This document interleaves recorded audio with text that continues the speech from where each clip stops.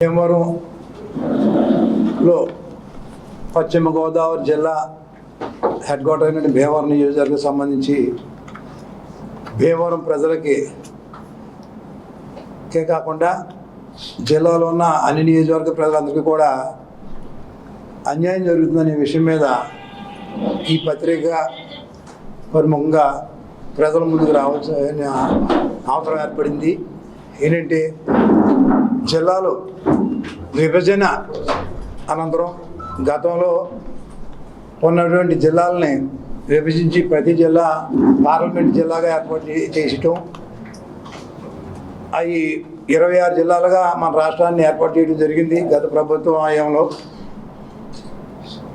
26 జిల్లాల్లో భీమవరానికి పశ్చిమ గోదావరి జిల్లా భీమవరం హెడ్ క్వార్టర్ అయితే ఉన్న 6 నియోజకవర్గాలకి అందుబాటులో ఉంటుందని అందరి యొక్క సమక్షంలో ఉన్న 6 నియోజకవర్గ ప్రజలందరి యొక్క అంగీకారంతో నరసాపురం కావాలని ఒక ప్రతిపాదన వచ్చినప్పటికీ భీమవరం అయితే అందరికీ యోగ్యంగా ఉంటుందని భావించి ఆ రోజున జగన్మోహన్ రెడ్డి గారికి సిఫార్సు మేరకు భీమవరాన్ని హెడ్ క్వార్టర్గా నియమించడం జరిగింది. అలాగే తదుపరి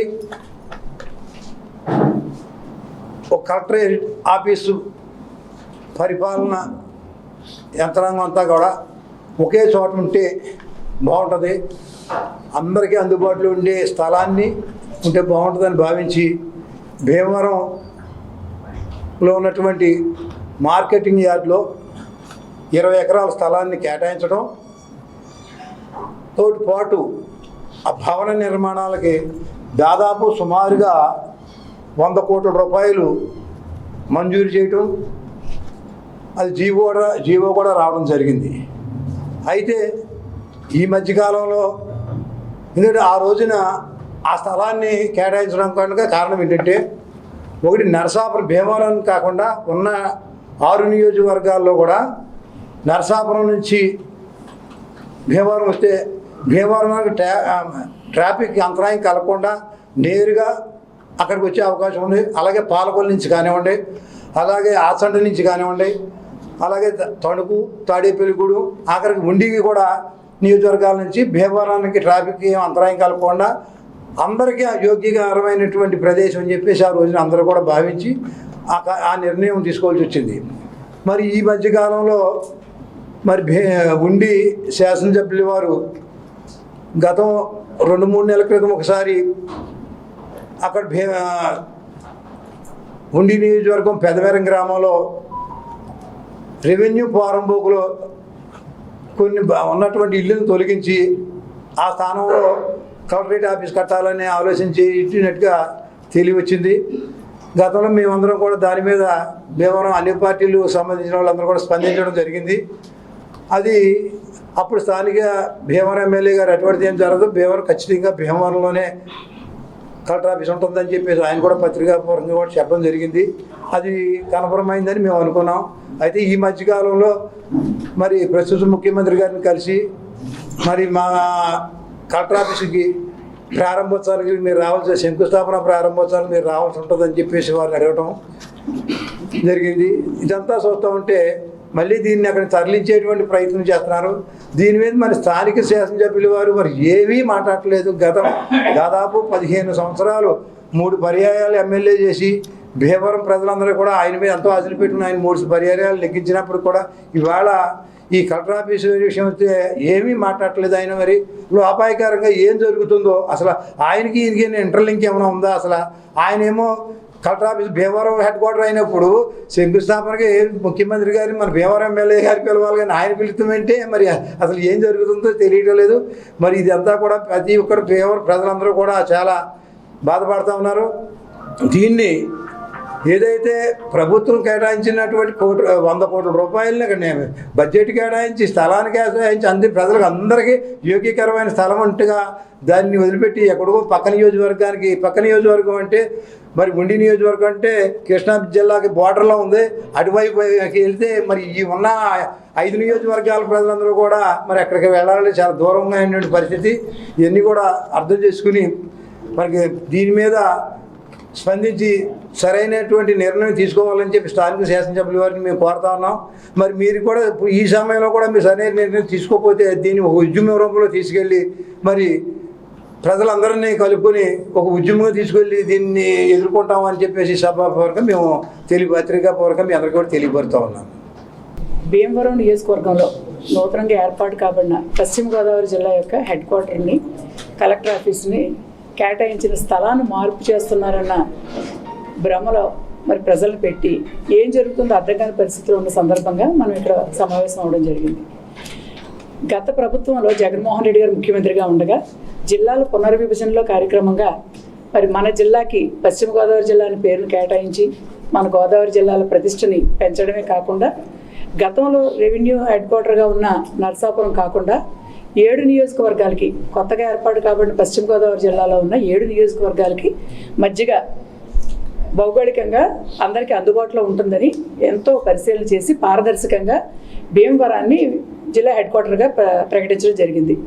ఆ తర్వాత జిల్లా హెడ్ క్వార్టర్లో మరి పరిపాలనా సౌలభ్యం కొరకు కలెక్టర్ ఆఫీస్ని, ఇతర భవనాలని నిర్మించడం కోసం ఎక్కడ అనుకూలంగా ప్రదేశం బాగుంటుందని అందరూ పరిశీలించి మన మార్కెటింగ్ యార్డ్ స్థలం అయితే అక్కడ అన్ని నియోజకవర్గాల ప్రజలు అన్ని వైపుల నుంచి వస్తానికి ట్రాఫిక్ కూడా అంతరాయం ఏమీ లేకుండా సౌకర్యవంతంగా ఉంటుంది అని చెప్పి ఒక జీవో ద్వారా మరి ఒక 20 ఎకరాల స్థలాన్ని కేటాయించడం జరిగింది. అంతేకాకుండా ఇంకా అవసరమైనా కూడా ఎక్స్టెండ్ చేసుకోవడానికి అవకాశం ఉన్న ప్రాంతం అది. మరి అన్ని నియోజకవర్గాలకి అందుబాటులో ఉంటుంది, సౌకర్యవంతంగా విశాలంగా ఉంటుందని చెప్పి ఒక 100 కోట్లని సుమారు 100 కోట్ల ఫండ్ను కూడా మరి కన్స్ట్రక్షన్కి రిలీజ్ చేయడం జరిగిన తర్వాత ఎన్నికలకు ముందు టెండర్లు కూడా పిలవడం జరిగింది. గత ఎన్నికల సమయం వల్ల టెండర్లు ఎవరూ పార్టిసిపేట్ చేయలేదు అన్నట్టుగా మాకున్న సమాచారం. మరి ఇంత కార్యక్రమం జరుగుతున్నప్పుడు ఈరోజు భీమవరం ప్రజలకి భీమవరంలో కలెక్టరేట్ నిర్మాణం విషయంలో ఏం జరుగుతుందన్నది అర్థం కాని అగమ్యగోచర పరిస్థితిని ప్రజలంతా గమనిస్తున్నాం. దానికి కారణం ఏంటంటే గతంలో ఒకసారి భీమవరం నుంచి కలెక్టరేట్ ఉండి నియోజకవర్గానికి తరలిపోతుందన్న విషయం వచ్చినప్పుడు డిసెంబర్ నెలలో మేమంతా కూడా వైఎస్ఆర్ కాంగ్రెస్ పార్టీ తరఫున వైఎస్ఆర్ కాంగ్రెస్ పార్టీ నాయకులంతా ఒక ప్రెస్ మీట్ని ఏర్పాటు చేసి ఏ రకంగా తరలించడం అన్నది మేము వ్యతిరేకిస్తున్నాం, దానికి స్థానిక శాసనసభ్యులు సమాధానం చెప్పాలి, ఎందుకు ఈ మాట ఇలా ప్రచారంలోకి వస్తుందన్న విషయాన్ని మేము ప్రెస్ మీట్ ద్వారా తెలియజేయడమే కాకుండా దాన్ని ఆపు చేయకపోతే మేము వైఎస్ఆర్ కాంగ్రెస్ పార్టీ తరఫున ఉద్యమాన్ని చేపడతామని చెప్పడం జరిగింది.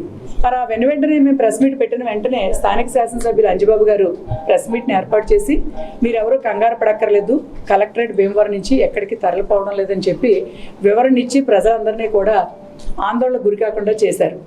మరి అది జరిగి మళ్ళీ ఒక 5-6 నెలలు అవుతుండగానే ఈ రోజున ఉండి శాసనసభ్యులు డిప్యూటీ స్పీకర్ గారు రఘురామకృష్ణరాజు గారు ఉండి నియోజకవర్గంలోని పెదమెరం గ్రామంలో ఇరిగేషన్ పోరంబోకుని ఒక 3.5 ఎకరాలు, కలెక్టరేట్ అంటే 3.5 ఎకరాలు అన్నది ఒక పార్కింగ్ కూడా సరిపోయిన స్థలం అది.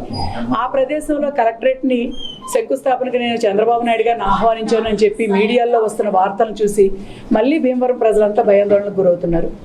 అంటే ఈరోజు ఎవరి ప్రాబల్యం కోసం వారు అక్కడికి మారుస్తున్నాం ఇక్కడికి మారుస్తున్నామని జీవో రిలీజ్ చేసి ఒక సుమారు 100 కోట్ల ఫండ్ను కూడా కలెక్టరేట్ డెవలప్మెంట్కి రిలీజ్ చేసిన ఈ సందర్భంలో అసలు పాత జీవోను రద్దు చేశారా, కొత్తగా మళ్ళీ అక్కడికి తరలించడానికి కొత్త జీవోను రిలీజ్ చేశారా, ప్రజలకు ఏం జరుగుతుంది ఏమీ అర్థం కాని పరిస్థితి. రాజకీయ నాయకులకు కూడా ఆ జీవో ఉందా రద్దయిందా, ఇప్పుడు అక్కడ తరలిస్తున్నామంటే కొత్తగా ఒక జీవో ఇచ్చారు మన మార్కెటింగ్ యార్డ్లో చేయడానికి, దాన్ని రద్దు చేయాలి, మళ్ళీ ఉండి నియోజకవర్గంలో ఆ పెదమెరలో కేటాయించాలంటే కొత్త జీవో కూడా మళ్ళీ రిలీజ్ చేయాలి. ఇది ఏం జరిగింది, ఏం జరుగుతుంది, ఎందుకు డిప్యూటీ స్పీకర్ గారు అక్కడ ఏర్పాట్లు చేస్తున్నాను, నేను చంద్రబాబు నాయుడు గారిని ఆహ్వానించానని చెప్పడం జరుగుతుంది. ఇదంతా కూడా ఎంత ఉధృతంగా ప్రజలంతా భయాందోళనకు గురవుతున్నా కూడా స్థానిక శాసనసభ్యులు ఎందుకు దీనిపై స్పందించట్లేదు? మౌనంగా ఉండడం అంటే అర్ధాంగీకారం అనేది ప్రజలకు ఎప్పటి నుంచో ఉన్న ఇది. మరి ఆయన మౌనంగా ఉండడం భీమవరం ప్రజలు భీమవరం ప్రాంతానికి ఎంతో అన్యాయం జరుగుతుంది. భీమవరం అంటేనే సెకండ్ బార్డోలి అని, ఆంధ్ర లాస్ వేగాస్ అని మరి ఎంతో ప్రఖ్యాతిగాంచిన భీమవరం జిల్లాకి నడుబొడ్డునుంది.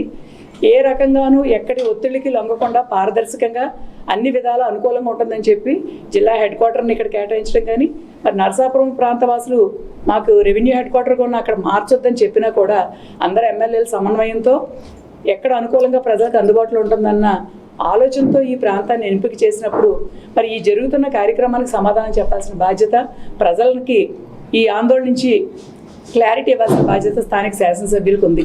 మరి వారి గతంలో చెప్పిన మాటలు కాకుండా మరి ఈ రోజు ఇవన్నీ ఎందుకు జరుగుతున్నాయి అన్నది శాసనసభ్యులు క్లారిటీ ఇవ్వాలి. అలాగే మరి మన పార్లమెంట్ సభ్యులు మార్కెటింగ్ యార్డ్కి పక్కనే ఉంటున్నారు కేంద్ర మంత్రివర్యులు, ఆయనకు పక్కన మరి తరలిపోతుందన్న విషయం ఆయనకు కూడా తెలీదా? వీరంతా స్పందించాలి. వైఎస్ఆర్ కాంగ్రెస్ పార్టీ తరఫున మేము ఏదైతే ప్రజాపక్షాన ప్రజలకు అందుబాటులో ఉండే విధంగా పారదర్శకంగా జరిగిన ఈ నిర్ణయాలని మీరు మార్పు చేయాలని చూస్తున్నారో దీన్ని మేము పూర్తిగా వ్యతిరేకిస్తున్నాం. మీరు ఏదైనా మార్పు చేయాలనుకుంటే ఏ కారణాల రీత్యా ప్రాంతాన్ని మీరు వ్యతిరేకిస్తున్నారు, లేదు కేటాయించడానికి అనుకూలమైన పరిస్థితులు ఏంటి అన్నది జిల్లాలోని 7 నియోజకవర్గాల ఎమ్మెల్యేల సమన్వయంతో మీరు ఒక నిర్ణయం తీసుకుని ముందుకు వెళ్ళాలి తప్పించి ఎవరు పడితే వాళ్ళు ఇలా నిర్ణయాలు తీసుకుని ప్రకటించి అసలు ప్రజా పరిపాలన, ప్రజా సంక్షేమ పరిపాలన లేకపోతే ప్రజా వ్యతిరేక పరిపాలన జరుగుతుందా అన్నదానికి మీరు సమాధానం చెప్పాలి. ఈ కలెక్టరేట్ తరలింపు విషయంలో ఈ మాటలే కనుక నిజమైతే మేమంతా వైఎస్ఆర్ కాంగ్రెస్ పార్టీ తరఫున పూర్తిగా ప్రజల పక్షాన పోరాటం చేస్తాం, ఉద్యమాన్ని ఇంకా తీవ్రతరం చేస్తామని, దీనిపై ఖచ్చితంగా ప్రజలకు క్లారిటీ ఇవ్వాల్సిన బాధ్యత కేంద్ర మంత్రివర్యులు ఎంపీ గారికి అలాగే స్థానిక శాసనసభ్యులకు ఉందని మేము అందరినీ డిమాండ్ చేస్తున్నాం.